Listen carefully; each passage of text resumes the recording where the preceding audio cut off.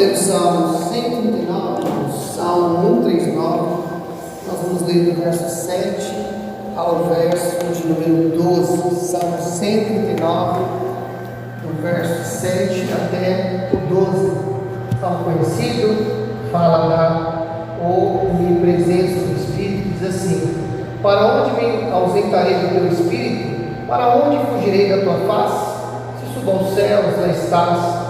Se faço a minha cama no mais profundo abismo, lá estás também. Se tomo as asas da alvorada e me detenho nos confins dos mares, ainda ali a tua mão me guiará, e a tua mão direita me susterá. Se eu digo, as trevas com certeza me encobrirão, e a luz ao redor de mim se fará noite, até as próprias trevas não te serão escuras, e a noite é tão clara como o dia. Para ti as trevas e a luz são a mesma coisa. Amém? Como eu disse, irmãos, aqui esse texto ele fala da onipresença do Espírito. O Espírito que está em todo lugar. E aquele que está em todo lugar é também aquele que em tudo nos conhece. Em tudo nos conhece. Agora, eu queria colocar aqui, irmãos, esse atributo de Deus, de conhecer tudo, de estar em todo lugar. Existem alguns relacionamentos, algumas pessoas, que quando você vê de longe, você olha assim um pouco, você causa de repente uma simpatia, uma admiração. Mas de repente um convívio pode manchar um pouco, pode tirar um pouquinho desse brilho, porque você vai aprendendo um pouco mais da qualidade, mas os defeitos também vão aparecendo, as coisas não tão virtuosas também vão aparecendo, e essas coisas geralmente a gente vai se afastando, vai se distanciando, porque para nós não é uma coisa boa. Agora, interessante, irmãos, Deus nos conhece profundamente. Deus conhece quem somos, Deus conhece onde passamos, Deus sabe de tudo. Deus sabe as nossas virtudes, e Deus também conhece as coisas não tão virtuosas da nossa vida, e não apenas o que a gente faz, o que a gente pensa, o que a gente sente. E mesmo assim, Ele escolheu estar conosco. Ele escolheu me amar e Ele escolheu te amar. Então a esse Deus, quando nós nos reunimos como essa noite chuvosa, e diante dessa ótica, um Deus que me conhece exatamente como eu sou, e ainda assim decidiu me amar, e ainda assim decidiu te amar, e ainda assim decidiu estar conosco nessa noite, sabendo quem somos. Então a esse Deus toda a honra, toda a glória e todo o louvor. Amém? Você pode aplaudir ao Senhor, nós vamos louvar a nossa Deus mais uma vez.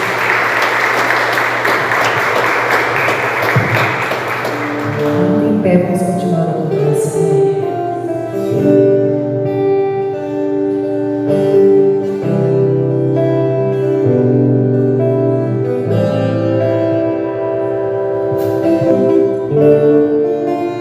Sei que nos teus olhos sempre atentos permanecem em mim,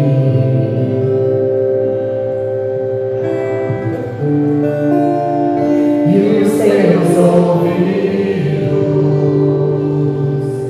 estão sensíveis para ouvir meu clamor. Posso até chorar, mas a alegria vem de manhã. És Deus de perto e não de longe, nunca mudaste, tu és fiel.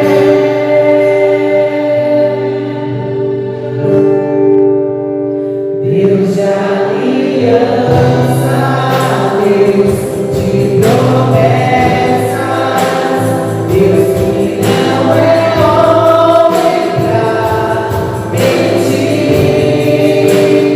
Tudo pode passar, tudo pode mudar, mas a palavra se cumprir.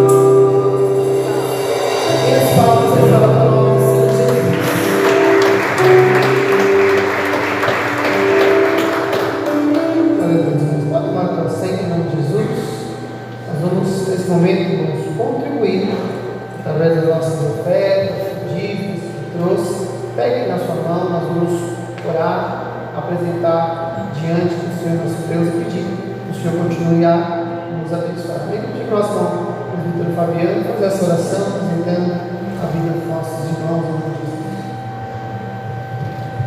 Amém. Saudade da igreja de Senhor, irmãos. Sentado mesmo, vamos orar.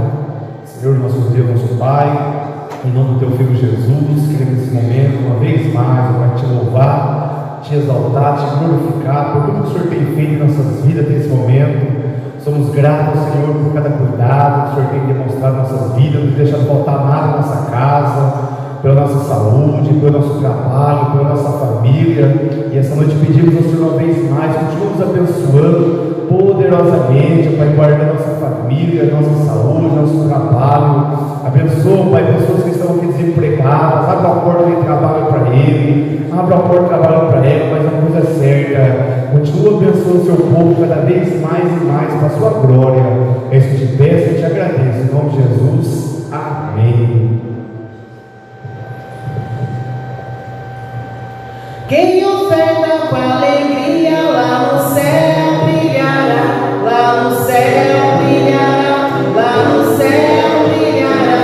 Quem oferta com alegria lá no céu brilhará, e Deus recompensará. Ó Senhor, abençoa as ofertas, ó Senhor, abençoa as ofertas.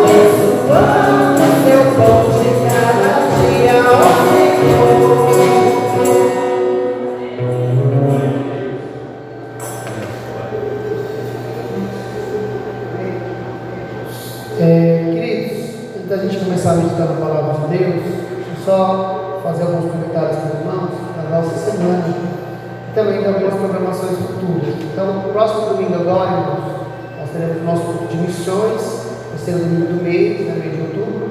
Então, traga sua oferta missionária, nós vamos estar aqui recebendo informações do corpo missionário, orando e contribuindo com missões. No final de semana agora também vai ser o nosso simpósio de missões, né? O nosso monito vai estar lá, eu também estarei lá, esse simpósio. E no domingo à noite nós temos o nosso culto aqui, e é também o nosso culto de missões. Também quero lembrar os irmãos, eu acho que comentei isso no domingo passado, e vou reforçar daqui por diante. No dia 4 de novembro, irmãos, nós temos aqui batismo e Santa Ceia regional. Tá? Então nós recebemos aqui na igreja sede, na nossa igreja, nós recebemos as nossas congregações, os pastores, as igrejas, os nossos irmãos. O último foi uma bênção, irmãos, uma bênção. Quero então reforçar com os irmãos que nós somos um campo de trabalho, irmãos. Vamos ser os anfitriões da noite. Então eu queria pedir para os irmãos virem participar. Porque, irmãos, quando a gente decide andar em comunhão, a gente só ganha. Salmo 133, né, irmãos? Ó, quão bom, quão suave é que os irmãos.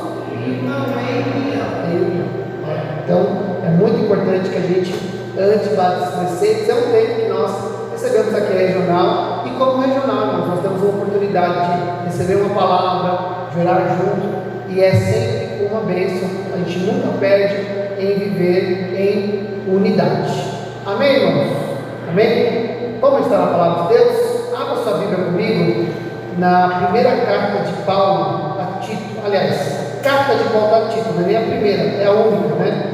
Então nós vamos ler o capítulo 1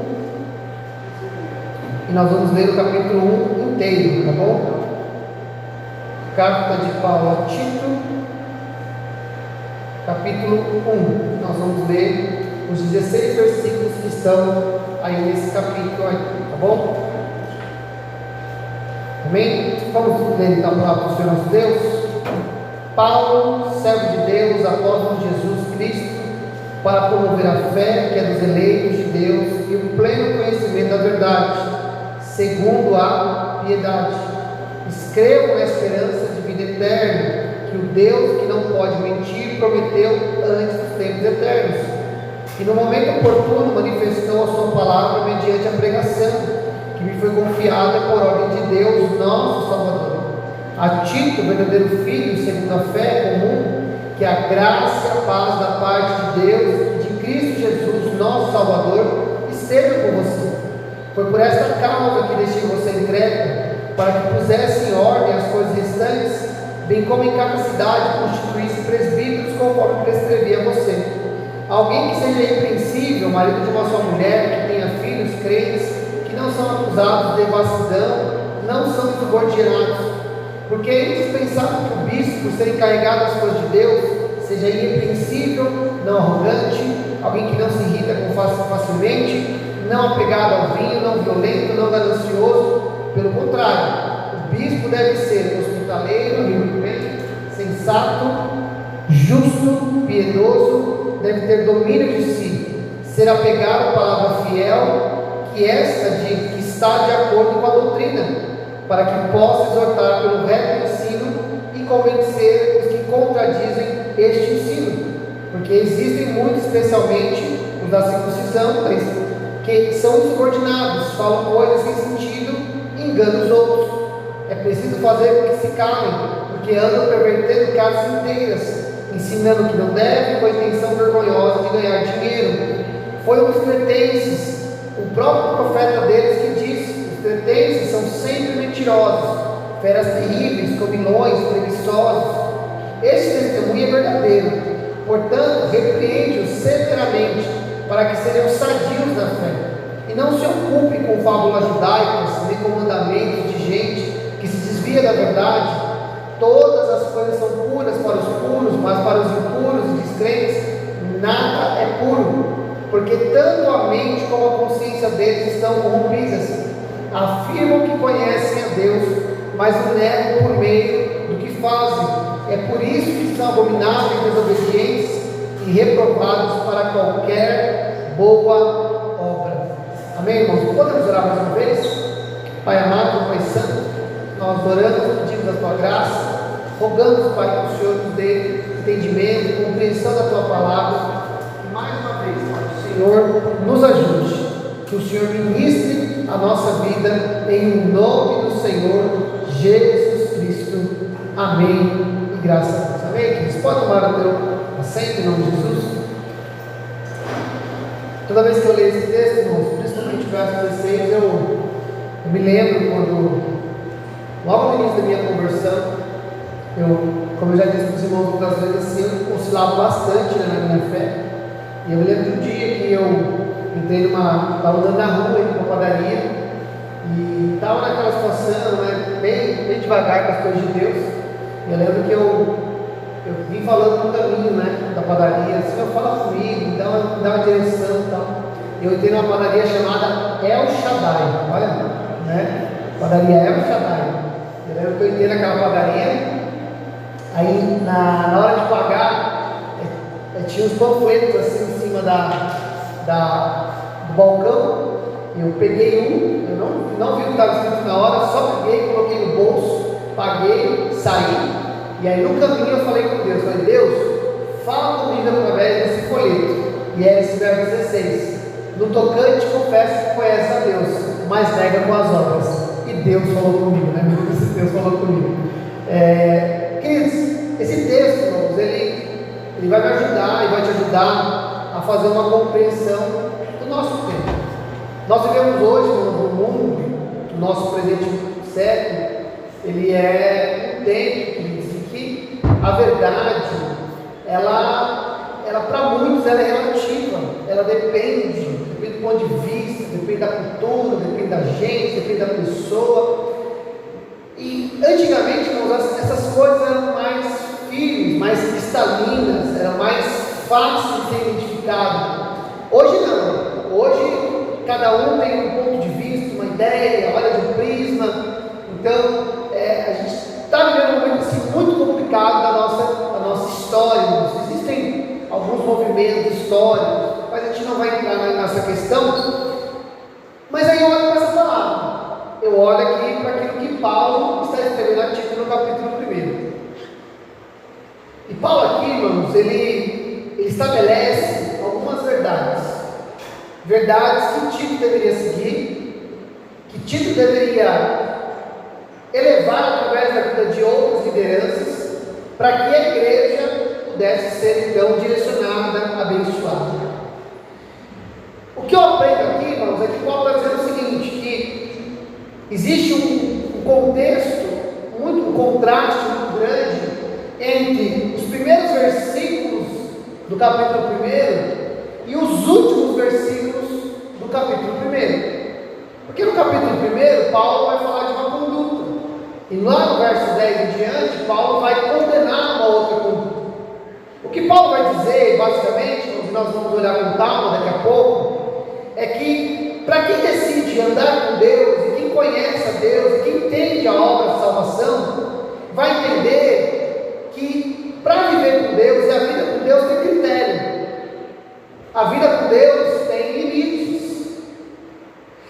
Se nós formos pensar, por exemplo, em Deus, no Senhor, Deus é todo poderoso, não é verdade, irmãos?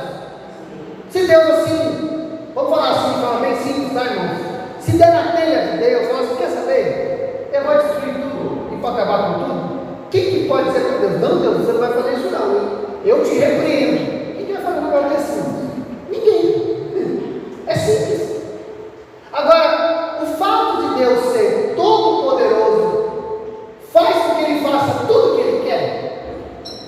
Não. Porque embora Deus seja todo poderoso e não exista ninguém, em lugar nenhum, que consiga deter Deus, isso não significa que Deus vive sem nenhum tipo de freio, de limite, de conduta. Vou dar um exemplo para os irmãos da Bíblia.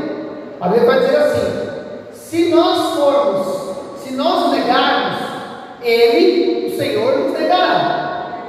Se nós formos infiéis, Deus permanece fiel, porque Ele não pode negar a si mesmo. Perceba que a Bíblia está dizendo o seguinte, que Deus estabeleceu para si mesmo um limite. Quando eu falo limite, você entende que Ele escolheu um caminho, um jeito, uma maneira, uma forma, e Ele estabeleceu quem Ele é, e Ele é fiel, e Ele não vai negar quem Ele é por causa dos outros, mesmo Ele tendo poder. Deus poderia dizer, olha, eu vou fazer, não vou fazer mais. E não ia ter ninguém que ia forçar Deus, não ia haver lei, conselho, ninguém governa, ninguém. Mas Deus, Ele permanece fiel. Sabe por quê? Porque Deus, irmãos, Ele estabeleceu andar por caminhos. Deus estabeleceu andar por jeitos. É a mesma coisa, irmãos, que Ele vai dizer que quem tem um filho tem a vida. Quem não tem um filho não tem a vida. Aí de repente chega aqui alguém, ou os irmãos outros, falam assim: ah não, Jesus salva, mas também existe uma outra forma de salvar. Não existe, por quê? Porque Deus escolheu uma forma de salvar os homens através do seu Filho chamado Jesus. Ou seja, Deus é um Deus que estabelece limites. Deus tem caminhos, Deus tem limites, Deus tem fronteiras. Nesse sentido, o que não tem fronteira, irmão? A mentira, o engano, a falsa doutrina, o falso profeta, o anticristo, o seu espírito. E essas coisas não têm limites. E nós vamos olhar isso com calma. Agora, Paulo vai estabelecer isso já no primeiro capítulo, logo no versículo 1. Paulo vai dar informações muito importantes para nós. Paulo Paulo, ele está se apresentando. Paulo, servo de Deus e apóstolo de Jesus Cristo. Logo de cara, irmãos, o que Paulo está dizendo? Eu sou Paulo, eu sou o apóstolo Paulo, mas eu tenho um Senhor, eu tenho um Deus para mim. Eu sou um servo desse Deus. A minha relação com Deus, Ele é o meu Senhor e eu sirvo. Ele está sobre mim e eu devo satisfações a Ele. Ele está sobre mim e Ele me ordena, Ele me dá comandos, Ele me diz o que fazer, Ele me fala como fazer, e eu, como servo, eu faço. Então Paulo estabelece a primeira relação dele com Deus. Deus é Senhor e Ele é servo. E isso não é estranho, porque em Atos Apóstolos, logo no começo, quando a Bíblia vai dizer como estava se formando aquela igreja, a igreja cristã, o que a Bíblia vai dizer? Que de casa em casa e nas sinagogas e nos templos, eles ensinavam uma coisa: que Jesus Cristo, Ele é o Senhor. Então, o que ele ensinava logo no começo? Os novos convertidos, a igreja que estava se formando, qual que era a mensagem? Jesus é o Senhor, Ele está sobre nós, Ele nos governa, Ele nos dirige, Ele determina, Ele escolhe. Nós ouvimos a sua voz e nós obedecemos, nós andamos nas suas palavras, nós vivemos segundo a sua ordem. Paulo vai dizer que ele é o apóstolo de Jesus. Quando ele diz que ele é um apóstolo de Jesus, ele está dizendo que ele está com uma autoridade delegada. O apóstolo, irmãos, entenda que o apóstolo já era uma figura dentro do governo romano. Dentro do governo romano existiam apóstolos, pessoas enviadas, porque a palavra apóstolo significa enviado em uma missão. Então, o que Paulo está dizendo? Eu sou um apóstolo de Jesus, ou seja, eu sou um homem enviado para uma missão, e quem me enviou foi Jesus. A minha autoridade não é minha, eu não estou falando o que eu quero, como eu quero, do jeito que eu quero, a maneira que eu acho, que eu penso, que eu imagino. Não, eu estou aqui debaixo de uma missão, e a missão que eu recebi do Senhor Jesus Cristo. Eu não estou numa jornada própria, eu não estou numa jornada solo, eu não estou aqui para fazer a minha vontade, eu fui enviado por Jesus Cristo. Então o que Paulo está estabelecendo aqui? Eu tenho para quem responder. O meu envio é debaixo da autoridade de alguém. E aí ele vai dizer, ok, então nós sabemos que Paulo tem a quem responder. A autoridade dele é a autoridade delegada por Jesus Cristo. E qual é a missão do Paulo? Duas missões. A primeira, promover a fé dos eleitos. Ou seja, a minha primeira missão é ajudar os crentes a ser fortes na fé. A minha primeira missão é ajudar os irmãos, as irmãs, aqueles que já receberam a palavra do Senhor, que creram nela, a permanecerem no Senhor, a estarem diante do Senhor, a crescerem, a serem maduros. Então esse é o meu trabalho. O meu trabalho é fazer com que a fé dos eleitos seja edificada, seja promovida. Segunda coisa, e o pleno conhecimento da verdade segundo a piedade.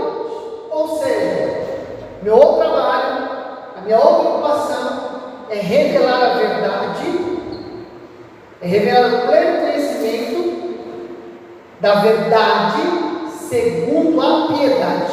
Então o que ele está dizendo? O meu trabalho é revelar conhecimento no padrão da verdade que façam as pessoas se aproximarem a Deus. Porque o que é vida piedosa? O que é piedade na Bíblia? Piedade na Bíblia, eu já disse que não é aquele sentido de dó. Piedade é vida com Deus. Piedade é ter um coração rendido ao Senhor. Piedade é ter relacionamento com o Senhor. Então o que Paulo está dizendo? Que a missão dele, além de edificar a fé dos eleitos, é promover conhecimento na verdade segundo a piedade. Ou seja, aquilo que eu falo aproxima as pessoas de Deus, aquilo que é revelado, o Evangelho, a boa notícia de Deus, a salvação em Jesus, a esperança de vida eterna. Esse conhecimento da verdade, quando revelado, aproxima a pessoa diante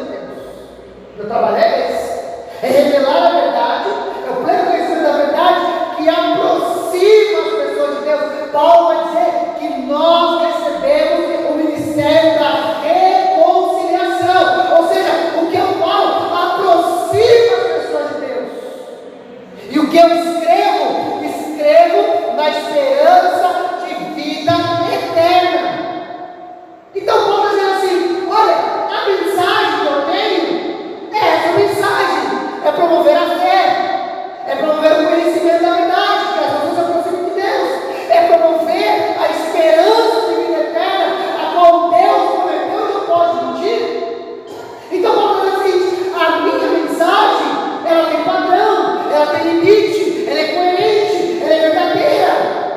E qual é o contraste que Paulo está dando? É o que está escrito no verso 10. Paulo vai dizer no verso 10 que existem muitos insubordinados, os da circuncisão. E a Bíblia vai dizer que eles falam coisas que estão sem sentido, que enganam a outros, que eles precisam ser calados, e que eles andam pervertendo casas inteiras, ensinando o que não devem. Então olha só, eles falam coisas sem sentido, o que eles falam não é verdade, e quando eles falam, o que é promovido ali são casas inteiras se pervertendo, famílias inteiras. Eu costumo dizer o seguinte, irmãos: você quer conhecer qual é o espírito que move uma pessoa? Olhe para o rastro que ela deixa. Se uma pessoa passa por um lugar, irmão, por uma congregação, por uma liderança, por uma casa, e quando ele levanta e sai pela porta, irmão, as pessoas temem menos a Deus, são mais amarguradas, elas estão falando mais mal das pessoas do que falando bem, elas estão sendo mais encorajadas a desistir, a estimular, elas estão mais encorajadas a viver uma vida longe de Deus, longe da igreja, longe da congregação. É só olhar qual é o rastro que ela deixa. O rastro que ela deixa diz qual é o tipo de mensagem que ela tem. Agora, se você senta com uma pessoa que quando ela levanta e sai da sua presença, ou sai de uma casa, ou sai de uma liderança, ou sai de uma congregação, quando ela vai embora, quando ela deixa para trás e você chega lá, você encontra gente fortalecida, gente motivada, gente disposta, gente desejando amar mais a Deus, desejando amar mais os outros, desejando servir mais, sabe qual é o espírito que está movendo essa pessoa? Paulo vai dizer que essas pessoas se pervertem não uma, não duas, mas casas, no plural, casas inteiras. Famílias todas são perdidas, incendiadas pela mentira, pelo engano, pela insensatez. Mas elas estão falando, elas estão dizendo. E ele vai dizer qual é a motivação, qual é a motivação no coração dessas pessoas. E ele vai dizer assim: a motivação deles é ganhar dinheiro.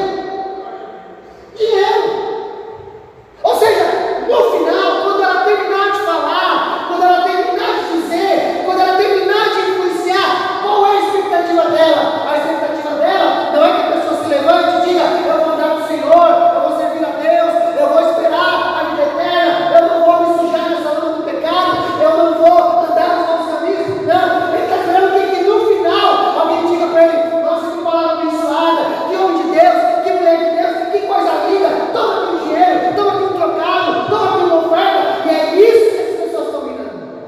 Pode ser dinheiro, pode ser fama, pode ser prestígio, pode ser posição.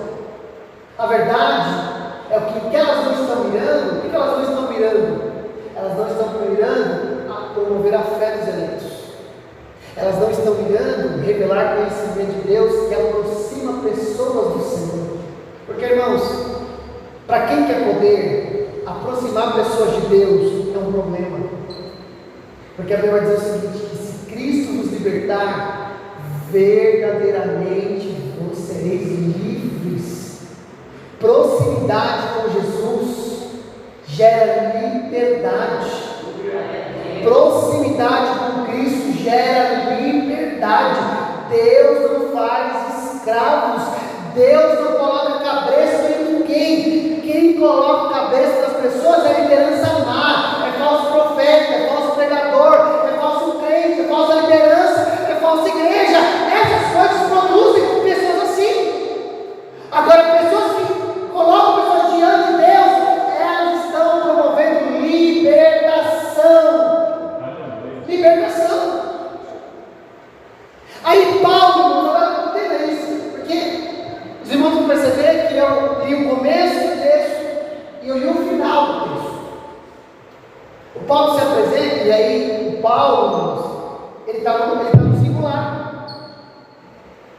Ele está dizendo que ele é um evangelista, um apóstolo, um pregador, que tem a quem responder, que está debaixo de autoridade, que tem uma mensagem bem definida, uma mensagem que tem padrão, uma mensagem que corresponde à verdade, e a única intenção deles, irmãos, é escrever coisas que produzem esperança na vida eterna. Paulo não está preocupado, irmãos, se no final da jornada missionária dele vai haver uma igreja para custeá-lo, embora ele mesmo diga que seria bom, ele vai repreender Coríntios por não participar, mas ele vai dizer que ele procura não se tornar pesado para os irmãos. Então Paulo não está procurando ali o recurso, o prestígio. Haja visto, irmãos, que quando Paulo vai terminar os seus dias, os irmãos podem lá, segunda carta de Paulo a Timóteo, capítulo 4, quando ele vai terminar os seus dias, e ele sabe que ele está indo para a morte, ele sabe que ele não vai sair vivo daquela prisão, o que ele vai dizer para Timóteo? Timóteo, quando você vier até mim, traz a minha capa, e apressa para você chegar antes do inverno. Ou seja, o maior pregador, o maior apóstolo, o maior escritor da Bíblia, ele está indo morrer, ele está até chegar no inverno, sem ter uma capa para colocar sobre os ombros, irmãos. O apóstolo Paulo, quando ele morre, ele não deixa uma atenção, recursos. Ele vai dizer que a única coisa que ele está levando com ele é a fé dele. Combati o bom combate, terminei a carreira, eu estou levando a coisa mais importante comigo, guardei a minha fé. Então, a vida do apóstolo Paulo legitima aquilo que ele está escrevendo, porque tem gente que escreve bonito, mas a vida não é bonita, que fala bonito, mas a vida não é bonita, que até parece ensinar coisas boas, mas a vida não tem coisa boa. Paulo, o que ele diz é legitimado pela vida, e é isso que Paulo está falando com Tito.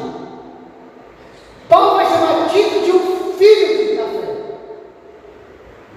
E o que Paulo está dizendo, irmãos? Olha, eu sou um homem debaixo de autoridade, eu sou um homem que tem para quem responder, e a minha mensagem é verdadeira, a minha mensagem tem objetivos reais, tem objetivos nobres, ela quer promover fé, ela quer promover esperança para a salvação. E ele vai dizer, mas existem aqueles que não querem isso, existem aqueles que falam coisas insensatas, que se envolvem com fábulas judaicas, que promovem mentiras, que pervertem casas inteiras, e que o objetivo da vida é o lucro, é o recurso, é o prestígio, é o tapinha na costa, é o elogio. E aí, irmãos, a pergunta que é a centralidade do capítulo 1, a pergunta é: como resolver isso? Porque Paulo vai dar essa afirmativa: é necessário fazê-los calar. E como que se cala? Como que resolve esse problema? Como é que se resolve o problema da falsa mensagem, do falso profeta, do falso pregador? Como é que a igreja, como é que nós podemos nos vacinar contra esse mal? Esse mal que está presente, irmãos. A Bíblia vai dizer, Paulo vai dizer a Timóteo, que nos últimos dias os homens seriam ensinados por espíritos demoníacos, que as pessoas se cercariam de mestres, que elas não suportariam a sã doutrina. Mas como que nós podemos lutar contra? Como que nós, como igreja, como comunidade local, como que nós podemos lidar com isso? É da mesma maneira que Paulo está dizendo que Tito tem que lidar com o tempo dele. Como pastor? Levantando homens, levantando gente. Só existe uma maneira, irmãos, de nós combatermos a mentira, a falsa pregação, o falso profeta, a pregação equivocada, a gente repreender aquele que está fazendo do púlpito da mensagem, da liderança, uma maneira de ganhar prestígio, fama, qualquer outra coisa que não seja promover a fé dos irmãos e proclamar a verdade para a salvação. Como é que a gente resolve isso? Levantando gente. Paulo vai dizer a Tito que essa é a missão de Tito.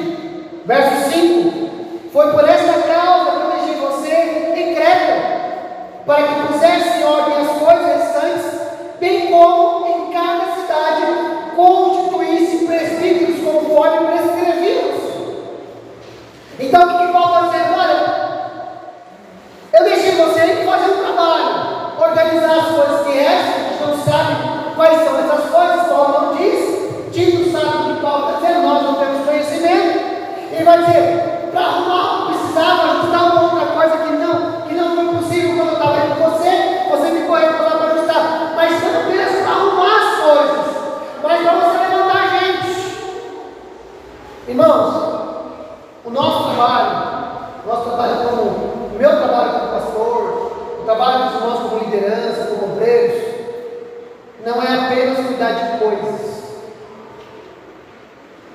E como pastor local, eu sou responsável pelo prédio, eu sou responsável pelos bens da igreja. Como pastor local, muitas vezes eu sou responsável por direcionar aonde a gente pode ou não pode aplicar algum recurso, junto com a diretoria. A diretoria, ela é responsável pelo bem material da igreja, por algumas decisões importantes, mas nós não cuidamos exclusivamente de coisas, embora também seja para nossa responsabilidade. Nós cuidamos de pessoas primordialmente. Então pode dizer assim, você ficou para cuidar de algumas coisas, mas também para levantar a gente. Você foi colocado aí para identificar pessoas e que você pudesse colocar elas como presbíteros. E aí, irmãos, eu preciso explicar essa palavra presbítero aqui.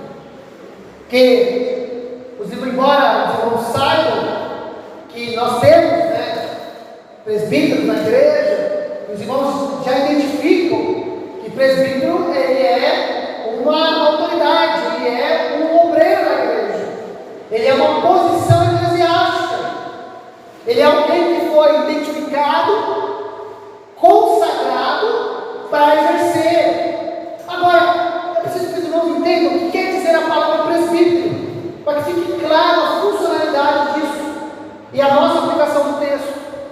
A palavra presbítero, ela quer dizer ancião. Mas fala, poxa, mas os nossos irmãos presbíteros nem são assim tão avançados de idade. Não, eles nem são avançados de idade.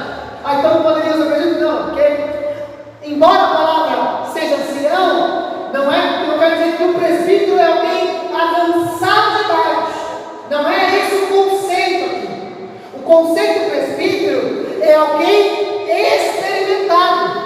É alguém que viveu a vida cristã, que demonstrou pela jornada, pela caminhada, pelo conhecimento, pela postura, que foi provado e foi aprovado, que passou pelas situações da vida, que passou pelo tempo e permaneceu na fé, permaneceu na conduta, cuidou bem da casa, cuidou bem da família, que permanece com o testemunho no meio da igreja. São pessoas que, independente do tempo, se olha para ela está lá, trabalhando com o Senhor, vivendo com Deus, passa esse ano, entra ano, sai ano, ela está ali, servindo a Deus, com retidão, com clareza, de forma sadia, de forma clara. Você percebe que a vida da pessoa, ela é irretocável. Essa pessoa é uma pessoa madura, é uma pessoa experimentada, é uma pessoa capaz de ensinar outras pessoas. Por quê? Porque a vida dela legitima a conduta e a sua pregação. Então, o que Paulo está dizendo? Eu coloquei você aí para você identificar pessoas maduras, pessoas que foram provadas e aprovadas, pessoas que pela vida, pela conduta, pela forma que trata a família, pela maneira que se comporta na sociedade, pela forma que levanta o testemunho no meio dos irmãos, elas possam ser levantadas. Sabe o que nós precisamos, irmãos?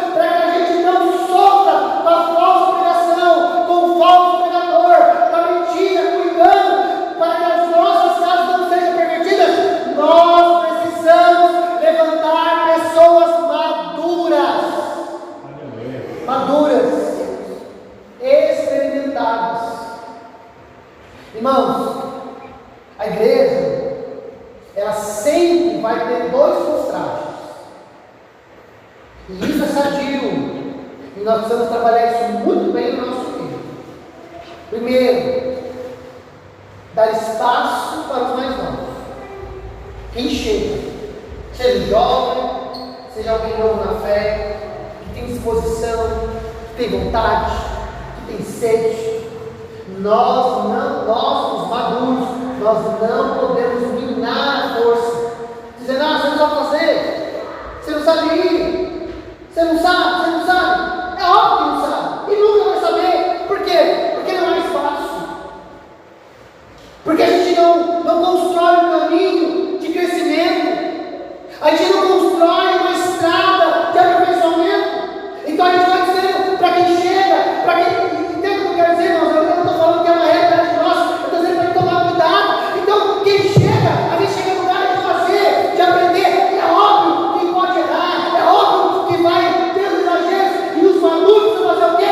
Chamar e dizer, olha, isso aqui não serve para você, mas vai por aqui, vai por aqui, vai por aqui, vai por aqui, vai por aqui. É os maduros da suporte a quem está chegando, porque os novos oxigenam a igreja. Os novos ajudam a igreja a permanecer, a perpetuar.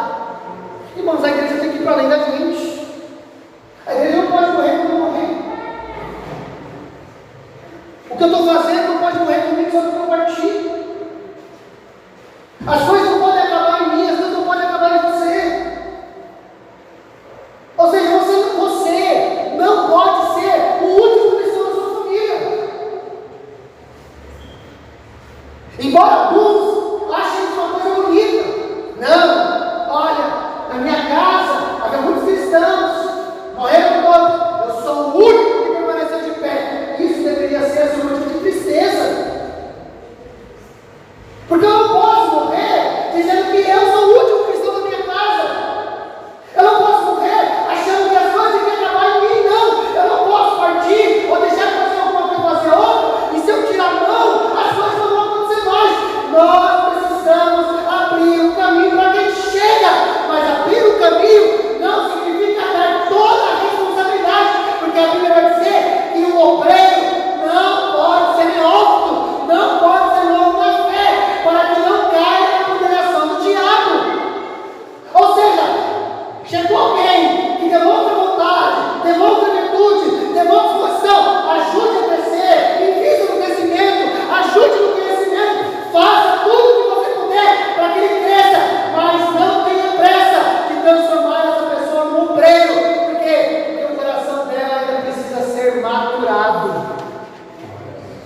Nós precisamos aprender isso, irmãos. A segunda coisa que nós precisamos aprender é respeitar e amar e tratar com grande prestígio aqueles que caminham na fé entre nós há anos. Há anos.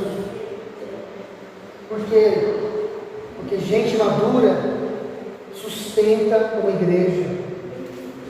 Gente madura levanta alertas para desvios.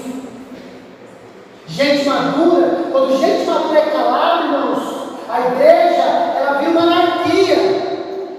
Sabe por quê? Porque quem é maduro já viu muita coisa.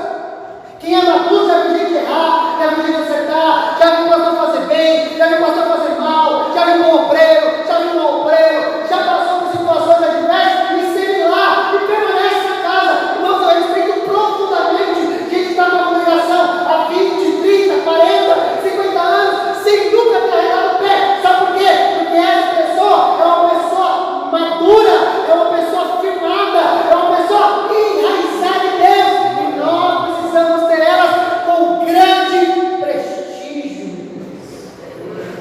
Grande prestígio. É o tipo de gente, irmãos, que não precisa fazer muito, mas quando faz certo. É aquilo que a gente fala, né, irmãos?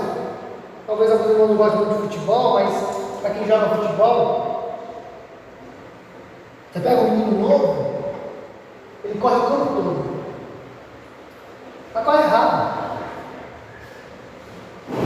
Você pega uma pessoa mais experiente, ele não corre tanto, mas ele sempre está na posição certinha. Quem é maduro, irmão, não corre muito. Mas quando fala, quando aponta, quando diz, quando abre a boca, a palavra dessa pessoa ela é certa, ela é confiável. Por quê? Porque ela já viu, já viveu. Nós temos que aprender, irmãos, a preparar pessoas a serem maduras na fé. Serem maduras na fé.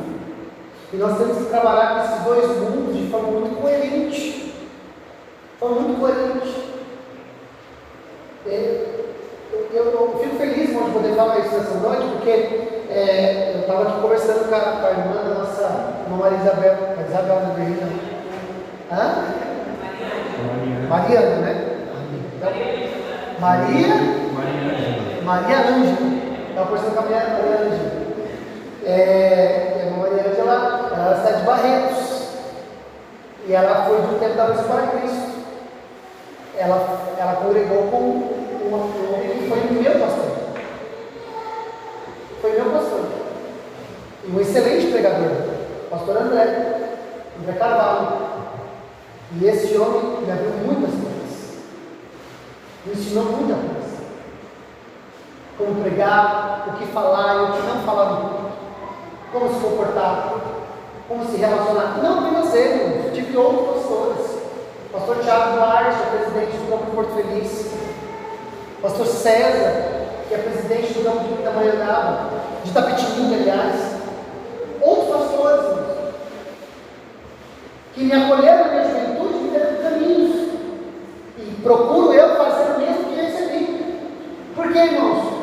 Porque a obra não pode acabar em mim. A obra não pode acabar em você. Mas também a obra não pode ser feita de qualquer jeito. Ela tem que ter critério, ela tem que ter limite, ela tem doutrina, ela tem palavra. Nós temos Senhor e nós precisamos construir esse ambiente sadio de crescimento. Agora, eles falam assim: não, mas aí o texto aqui do Paulo, a Tito, é para os obreiros. Esse tipo de conduta, de comportamento aqui, de lista que Paulo está dando aqui a Tito, é para constituir obreiro.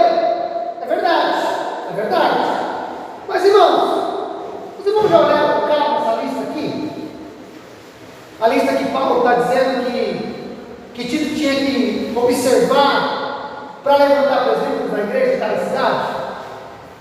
Será que existe alguma coisa aqui que é colocado para levantar um presbítero, uma liderança na igreja, que nós estamos dispensados a ter na vida cristã?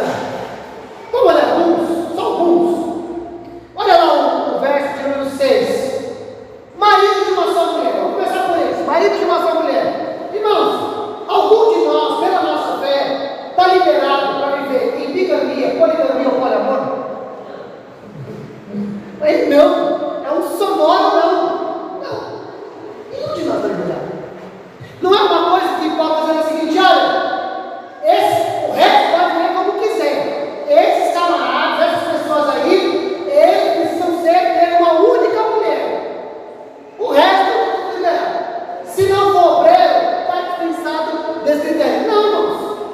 Esse critério aqui é para todo crente, é para todo fiel, é para todo que nasceu de novo.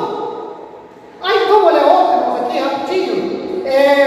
Verso 7, ele vai dizer assim: não arrogante. Irmãos, algum de nós está liberado para olhar para o próximo, para o irmão que congrega com a gente, que vem nesse lugar com a gente, olhar por cima dele, tratar com desprezo, com desdém. Algum de nós está liberado para fazer isso, irmão? De jeito nenhum. Nós, na verdade, nós tratamos o próximo com cordialidade, com simpatia, com amor. Vamos olhar outro? Alguém que não se irrita facilmente. Algum de nós, irmãos, aqui está liberado para ser agressivo, não cortês, estúpido, violento com alguém? Alguém aqui está: não, eu posso ser, eu estou liberado. Vocês aí da liderança, vocês que sentam aí na frente, vocês não podem, mas nós aqui, nós podemos nos irritar facilmente. Pode, não está liberado para fazer isso? Não. Vamos olhar outro aqui? Ele vai dizer aqui, ó, não espancador. Alguém está liberado aqui para usar de violência? Na casa, no trabalho, na rua, entre nós. Alguém aqui está liberado? Ninguém. Ninguém está liberado para isso. Olha o último. Piedoso. Alguém que está liberado de não ter vida com Deus, alguém que é ensinado, estimulado, dizer, olha, não busquem a Deus. Vocês não precisam buscar a Deus, porque eu busco a Deus por vocês. Eu me aproximo de Deus, vocês só andem comigo, só vem comigo aqui, ó. Vocês não precisam se envolver com Deus, vocês não precisam ler Bíblia, vocês não precisam orar, vocês não precisam ter vida, não precisa não, só confie em mim, porque essa responsabilidade é minha. Alguém aqui não está liberado da vida piedosa? Não. Então, nós precisamos definir uma coisa aqui. O que Paulo está dizendo? Paulo está dizendo o seguinte: Tito, levante homens maduros, experimentados, que são reconhecidos na congregação como pessoas assim, levanta elas para que elas sejam modelos para os fiéis. Irmãos, existe uma frase que para nós não compete de jeito nenhum. De jeito nenhum. É aquela frase que diz: faça o que eu falo, mas não faça o que eu. Essa frase não é nossa. Essa frase não cabe para nós em nenhum contexto. A nossa frase deve ser a mesma frase que Deus disse a Abraão: Abraão, anda comigo e ser perfeito. É a mesma frase, nossa frase é a mesma frase que Jesus disse aos discípulos lá no mar da Galileia: venham comigo e eu vou fazer de vocês pescadores de homens. Eu quero dizer, irmão, eu quero dizer o seguinte, que a nossa frase para o mundo, para as pessoas, para os irmãos da igreja é essa: anda comigo, porque se você andar comigo, a sua fé vai crescer, você vai viver em piedade. Eu vou te mostrar como é ser uma pessoa piedosa, uma pessoa que ama a Deus, uma pessoa que serve a Deus, que conhece a Deus, que é experimentado. Anda comigo e você vai ser cada vez mais maduro. Essa é a frase que nós precisamos dizer. Essa é a frase que nós não podemos nos esquivar. Essa é a frase que nós precisamos nos comprometer. Aí você pode olhar para mim e falar: pastor, isso é muito bonito ouvir, mas pastor, eu sou um homem, eu sou uma pessoa, eu sou uma mulher, eu erro. Eu sei.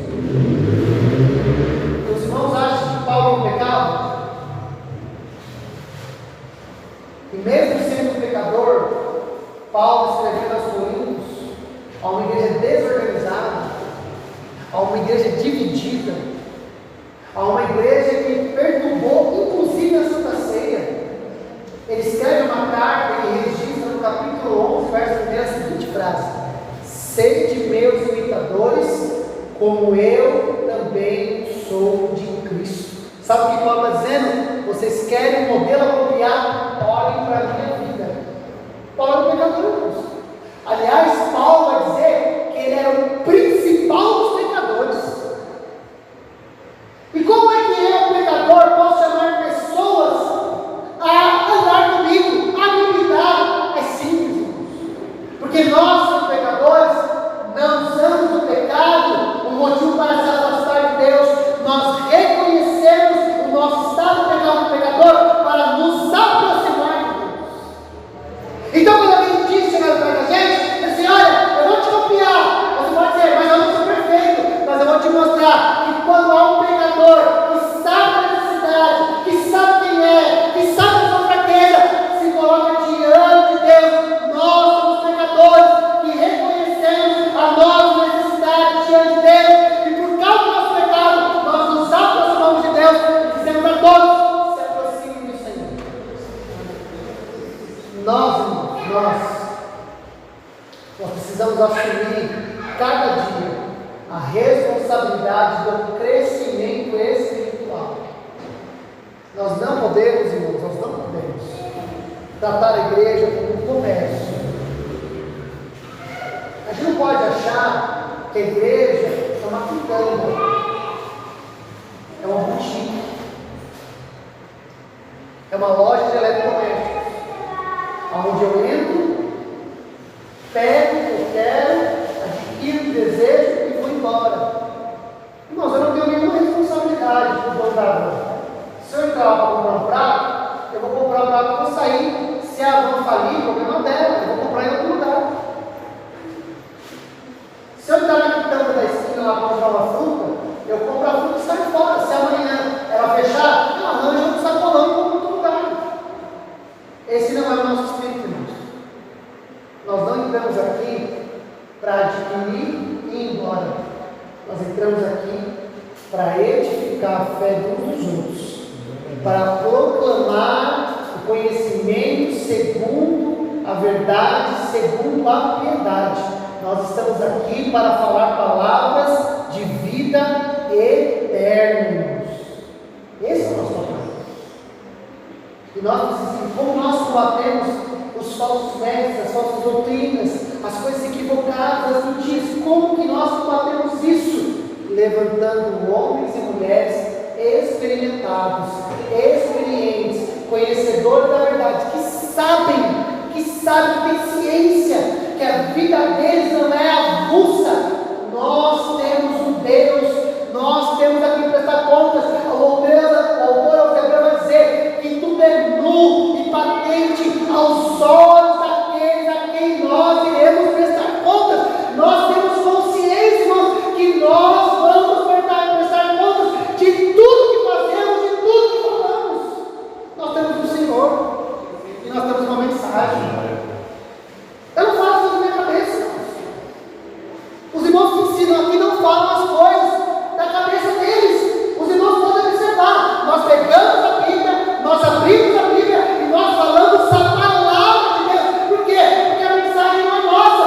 Nós somos apóstolos no sentido claro da palavra. Nós somos enviados a uma autoridade delegada. A autoridade não é minha, a autoridade não é de ninguém. A autoridade é do Senhor Jesus.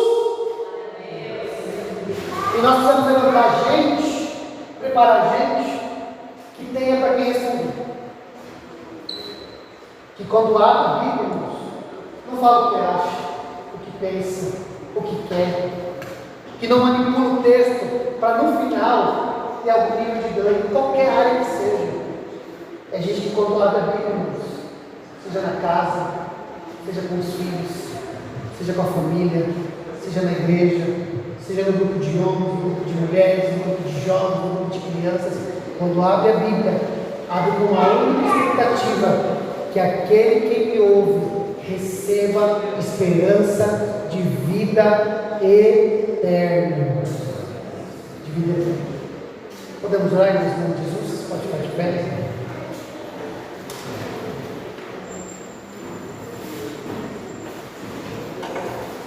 Os irmãos entenderam?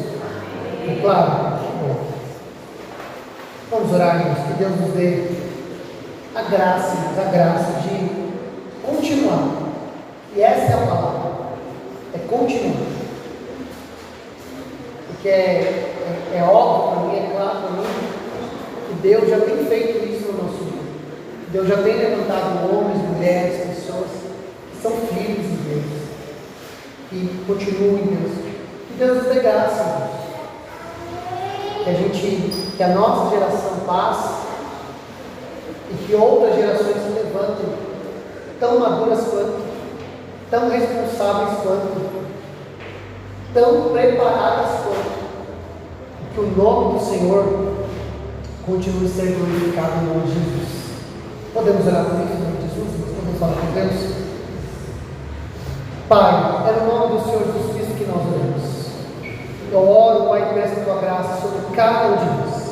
Oro, Pai, para que, como igreja, como comunidade, como família, em Cristo Jesus, nós possamos cada vez mais assumir essa responsabilidade do crescimento, da maturidade, do conhecimento de Deus, da dependência do Senhor, de saber que a nossa vida não é nossa, de saber que nós não vivemos do nosso jeito, não vivemos como queremos, não é uma escolha particular, mas nós temos o Senhor, nós temos um Deus sobre nós, há um Senhor que guia a nossa vida, há um Senhor que direciona a nossa vida. Nós, ó Pai, não estamos alheios ao nosso Criador, nós não estamos alheios ao nosso Salvador, nós pertencemos ao Senhor, nós somos propriedade exclusiva do nosso Deus.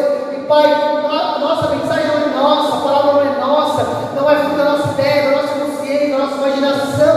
Não, Senhor, há uma palavra que nos norteia, há uma verdade que nos guia, há uma graça daquilo que o Senhor já disse e permitiu estar registrado. E é nessa verdade que nós nos voltamos, é nessa verdade, Pai, que nós oramos para que homens, mulheres, jovens, crianças, adolescentes se firmem, sejam provados, recebam graça, recebam força e que encontrem no nosso meio, Pai, modelos, homens, mulheres que podem ser copiados, homens e mulheres que podem ser copiados, pessoas, Pai, que nós possamos mirar a nossa vida, que nós possamos mirar a nossa conduta e dizer: quero fazer como fulano, quero andar como ciclano, quero permanecer como tal, quero vencer como fulano, eu quero andar na fé como aquela pessoa, eu quero orar como aquele irmão, eu quero amar como aquela outra pessoa. Eu encontro modelos no meio de nós, Pai. Eu oro, Senhor, para que o Senhor nos permita construir e permanecer construindo uma comunidade madura pela palavra, pela verdade, devota, amorosa, que encontra, Pai amado, na sua liderança, no seu presbitério, no seu corpo de obreiros, no centro da igreja, homens e mulheres que pela vida, Senhor, pela vida, têm comprovado viver uma vida sadia e exemplar, irrepreensível diante de Deus. Eu oro, Senhor, para que o Senhor nos dê graça, para termos pessoas assim, para sermos pessoas assim, para assumirmos a responsabilidade do crescimento da fé, da maturidade, de uma vida robusta, para que aqueles que se achegam, aqueles que se aproximam, aqueles que se convertem, encontrem em nosso meio, Pai, pessoas que vão edificar a fé, pessoas que vão proclamar, que vão declarar conhecimento segundo a verdade para a vida eterna, Pai. Eu oro, Pai, eu te peço, continue a levantar homens, continue a levantar mulheres, continue a levantar jovens. Eu oro, Senhor, para que o Senhor também continue a lapidar, a fortalecer a vida dos nossos irmãos, aquele que está enraizado, enraiza ainda mais, aquele que está firme, que está com as raízes bem firmes, faz dela uma árvore frondosa, como diz a tua palavra em Isaías, carvalho de justiça, árvore plantada junto ao ribeiro de água, Senhor amado. Faz desses homens, dessas mulheres, pessoas às quais homens, mulheres, crianças, adolescentes podem copiar a conduta, porque também estão olhando para o Senhor, estão mirando o Senhor, estão olhando para a eternidade, e é para lá, Senhor, que nós estamos guiando uma igreja, um povo, uma comunidade, para a glória do Teu nome. Assim nós oramos, pedimos e agradecemos em o nome do Senhor Jesus Cristo. Amém. E graças a Deus. Amém. Os irmãos podem aplaudir bem forte o Senhor.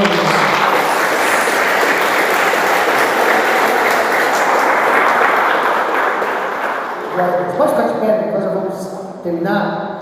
Nessa oração agora, nós vamos apresentar a vida da Daiane, tem um pedido de oração aqui, o nome da pessoa Daiane, nós vamos estar orando. E também, nesse final de culto agora, nós vamos orar por todas as nossas crianças. Como eu disse, hoje nós celebramos o Dia das Crianças, então nós estamos convidando todas as nossas crianças para nós orarmos, abençoarmos diante de Deus. Então pode vir todas as crianças para cá, nós já vamos, na oração final, já vamos apresentar a vida de cada um desses pequeninos.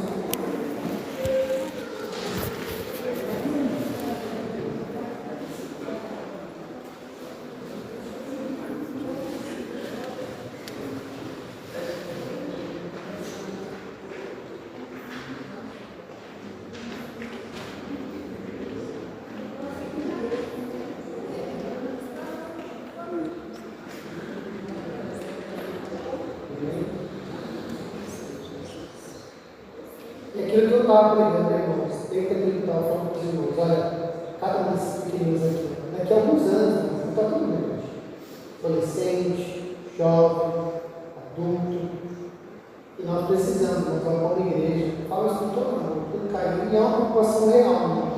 Nós precisamos como igreja nos entregar para essas crianças um testemunho atraente, que elas cresçam dizendo, olha, quero ser um pastor como fulano, um obreiro como fulano, e não dizer, olha, quer ser um diabo, Deus que quer ser pastor, vixe, Deus que está fora. Eles enxergam em servir a comunidade, servir a igreja, servir ao Senhor, em alguma posição. Eles entendem que isso é um lugar de muito prestígio, muito prestígio. Que o pregador antigo dizia o seguinte: se a rainha da Inglaterra chamar cada um de vocês pregadores para ser ministro do governo, não se rebaixe. Não se rebaixe. Porque servir a Deus, irmãos, servir a Deus é uma dádiva, é uma bênção. Eles vão entender isso se nós tratarmos isso com grande amor e prestígio. Podemos orar então por cada vez? Vamos orar. Pai amado, Pai santo, Pai querido, nesse momento nós oramos por cada um desses pequeninos, Senhor, e orando por eles, nós também estendemos a nossa oração a todos os pequeninos, ó Pai, da nossa cidade, do nosso estado, da nossa nação, e que quero dizer, do mundo, Senhor, porque é o que nós desejamos sobre eles, nós desejamos por todas as crianças. A minha oração, Senhor, é que eles tenham lares, casas, famílias sadias, seguras. Oro, Pai amado, para que o Senhor dê na escola, Pai amado, amigos, pessoas, professores ao lado deles, que ajudem no desenvolvimento, no crescimento, no intelecto. Oro, Pai amado, para que à medida que eles cresçam, eles também conheçam o Senhor, eles identifiquem a necessidade do Salvador e eles confessem ao Senhor com toda a fé e com toda a piedade. Oro, Pai amado, que no seu crescimento eles encontrem uma igreja vibrante, uma comunidade fiel, um lugar, Pai, onde a palavra de Deus é pregada e é viva, e um lugar onde as pessoas vivem com identidade, Pai cristã, e a partir dali elas também consigam desenvolver intimidade e proximidade com o Senhor. Oro para que elas testemunhem, não no futuro, mas a partir de agora, de uma vida apegada ao Senhor Jesus. Oro pela saúde, oro pelo crescimento, oro pelo desenvolvimento, mas oro principalmente pela alma, pela vida eterna de cada um deles. Oro, Senhor, para que eles cresçam, desenvolvam e sejam homens e mulheres fiéis a Deus, fiéis ao Senhor, e fazendo isso, honrem seus pais, honrem o nome do Senhor e sirvam, Pai, de exemplos para que eles cheguem. Pai, em nome de Jesus, é o nosso pedido, é a nossa oração. Oramos também pela vida da Daiane, por cada lar, cada família que está aqui representada, e pedimos a tua graça, o teu cuidado e o teu favor. E Senhor, do mesmo jeito que o Senhor nos trouxe em paz, nos leve em paz. E se os dias mais estabelecer, que seja a sua graça, bondade, favor e misericórdia, assim adoramos, pedimos e agradecemos em nome do Senhor Jesus. Levante as mãos e que grande amor de Deus, que a graça do nosso Senhor Jesus Cristo e as doces consolações do Espírito Santo sejam com todos. Esqueci alguma coisa? Amanhã Israel foi para desde agora para todos sempre, todos juntos. Amém. Vamos dizendo a paz do Senhor Jesus. Para o Senhor, que Deus te abençoe.